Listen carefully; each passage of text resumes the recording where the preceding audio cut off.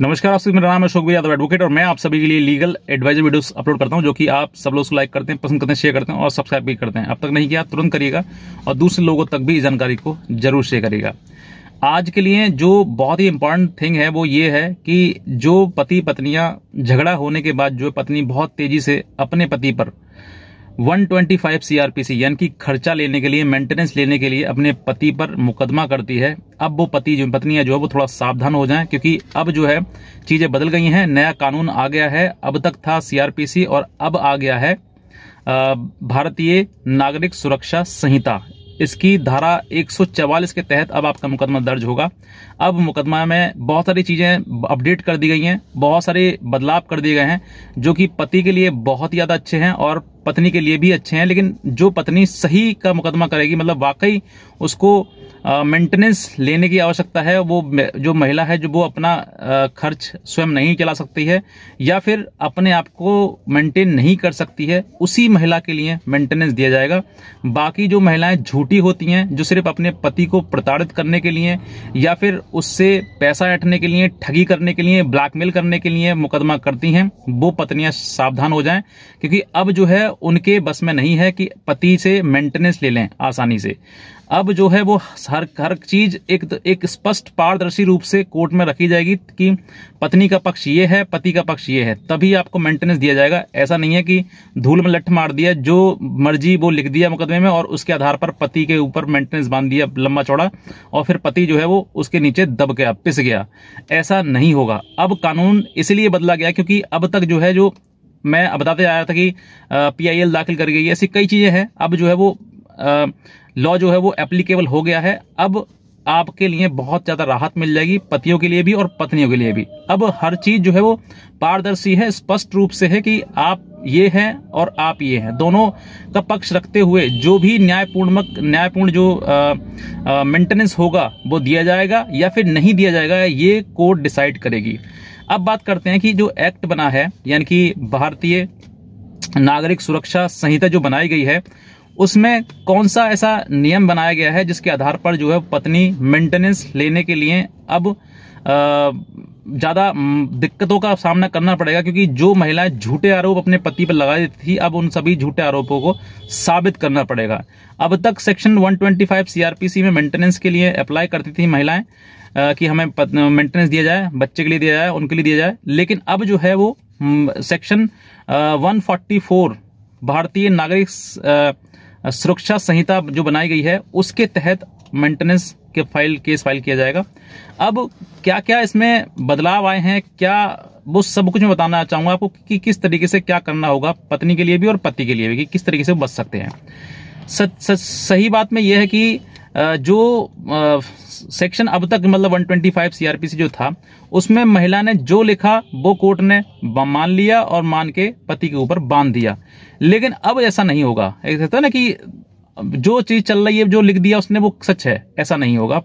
अब महिला section 125 CrPC में जो भी अपनी कहानी बताती है, वो सबसे पहले उसमें जितने भी एलिगेशन लगाए गए हैं कि मुझे मारता था, पीटता था, घर से बाहर निकाल दिया, दहेज मांगता था, प्रताड़ित करता था, ये सारी चीजें जो उसने कही हैं, उन सभी चीजों को प्रूफ करना पड़ेगा कि आप वाकई ऐसी परिस्थिति आपके सामने आई कि आपका वहां रहना दुश्वार हो गया, आप नहीं रह सकती हैं।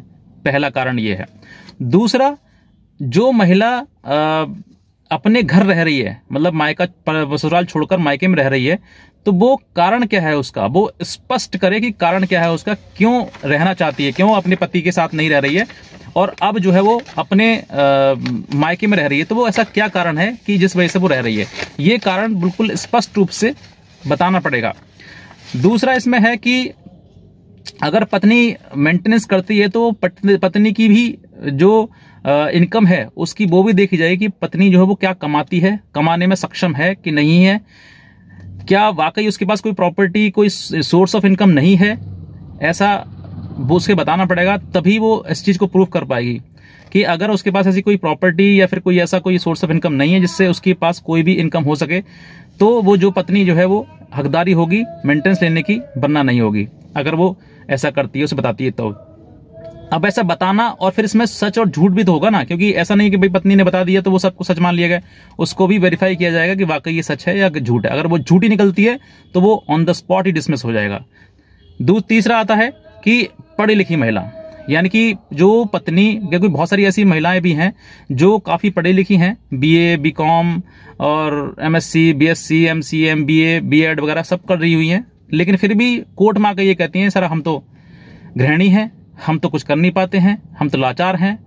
तो ऐसा जो है महिला को ऐसा नहीं सिर्फ मुंह से कहने से उसके मान लिया जाएगा, उसको ये बताना पड़ेगा कि आप पढ़ी लिखी हैं कि नहीं है, आपकी शैक्षणिक योग्यता क्या है।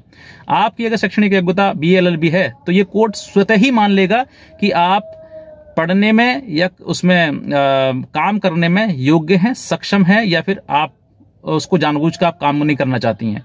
तो ये जो चीजें हैं वो अपने आप ही आपके अकॉर्डिंग, आपकी शैक्षणिक योग्यता, आपकी कोई बीए हो, कोई बीएससी हो, बीएड हो, एमएड हो, कुछ भी आपकी क्वालिफिकेशन हो सकती है, उसके दौरान जो है कोर्ट जो है स्वतः ही मान लिया जाएगा। अब ये चीजें एक और आती है इसमें पॉइंट है जिसमें कि एक जैसे पत्नी है, महिला है और वो किसी दूसरे के साथ संबंध है उसके, तो अब तक जो था उसमें सेक्शन 125 में ये था कि आपको जो है एडल्ट्री प्रूफ करना होता है, कि अगर एडल्ट्री प्रूफ आप कर देते हैं कि भाई उसने शादी कर ली किसी साथ में या वो किसी के साथ में एडल्ट्री में रह रही, तो ये चीज को प्रूफ करना बहुत ज्यादा डिफिकल्ट हो जाता था। लेकिन अब जो है इसमें ये भी बताया गया है कि सेक्शन 144 में कि पत्नी जो वाइफ है वो लव अफेयर में ना हो, शादी दूसरी ना करियो। बस लव अफेयर मतलब लव का मतलब कि अगर पत्नी के साथ में आपको किसी प्रकार का जो आप हो सकता है कॉल डिटेल हो सकता है कि फोटो हो सकता है वीडियो हो, मतलब ज्यादा बलगर ना हो, लेकिन अगर आपको लगता है कि हाँ इसके साथ में इस तरीके की लव है, अफेयर है इसका, तो आप अगर इतना भी आपने प्रूफ कर दिया तो वो मेंटेनेंस की हकदारी नहीं होगी। ये स्पष्ट रूप से 125 में बताया गया है। अब इसमें अब ये चीजें हो गई, ये हो गई महिला के लिए। अब पति की बात कर लेते हैं, क्योंकि पति के पास, क्योंकि इसमें यह भी बताया गया कि अगर पत्नी या फिर पति कोई भी हो, अगर पत्नी ज्यादा कमाती है, पति कम कमाता है, तो वो भी लायबल है कि भाई पति को भी मेंटेनेंस दिया जाए। ये भी चीजें हैं। तो इसमें पति अगर अपने आप को इसी चीज में, मतलब जो सेक्शन 144 की बात करता हूं मैं, 144 में अगर पति अपने आप को ये साबित कर देता है कि वो बेरोजगार है, वो कुछ कमाने में सक्षम नहीं है, या शरीर से किसी प्रकार विकलांग है, या कुछ और उसको डिसीज है इसकी जिस वजह से वो कुछ काम करने में सक्षम नहीं है, तो पत्नी को मेंटेनेंस नहीं देना पड़ेगा। ये सेक्शन 144 में है। दूसरा वो बेरोजगार हो गया। तीसरा अपनी पत्नी पर वो पति भी केस कर सकता है इसके रिगार्डिंग कि भाई हमें भी मेंटेनेंस चाहिए। उसमें हिंदू मैरिज एक्ट में सेक्शन 24 भी बताया गया है कि भाई पत्नी अगर कमाती ज्यादा है और पति कम कमाता है तो मेंटेनेंस पति को भी बनता है कि पति को भी मेंटेनेंस दिया जाए।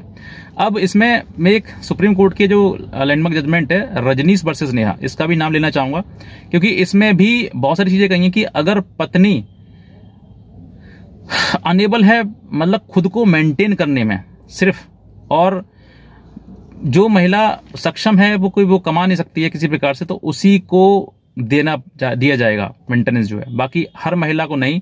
जो महिला अच्छी पढ़ी लिखी है या अच्छा काम करती है, अच्छी जॉब करती है, या फिर जॉब ना करने का नाटक कर रही है, ऐसे सब चीजें अगर सामने आती हैं और बाद में प्रूफ हो जाती हैं, तो ये केस जो है ऑन द स्पॉट डिसमिस होगा और आपको किसी प्रकार कोई मेंटेनेंस नहीं देना होगा। ये 144 में है, जो कि दोनों के लिए, पति के लिए भी है और पत्नी के लिए भी है, क्योंकि बहुत सारी महिलाएं जो है वो फॉल्स केस डालकर पति को प्रताड़ित करती हैं, उनके ऊपर भारी भारी मेंटेनेंस बनवा दिया जाता है और बाद में जो है वो पति जो पीड़ित हो जाता है और बहुत ज्यादा उसको प्रॉब्लम का सामना करना पड़ता है। इस दौरान अब जो है वो ऐसा नहीं होगा कि भाई पत्नी को ही हर बात जो कह दी उसने वही सत्य होगी, उसको सत्य प्रूफ करना पड़ेगा, तब जाके कोर्ट जो है उसको मेंटेनेंस अलाउ करेगा। और फिर उसके बाद जो है दोनों का पक्ष रखते हुए जो भी निर्णय ऑनरेबल कोर्ट के द्वारा दिया जाएगा वो सर्वमान्य होगा। तो बस मैं इतना कहना चाहूंगा। बाकी अगर आप नए हैं तुरंत सब्सक्राइब करें, दूसरे लोगों तक भी जानकारी को जरूर शेयर करें। आज का वीडियो देखने के लिए आपसे बहुत धन्यवाद।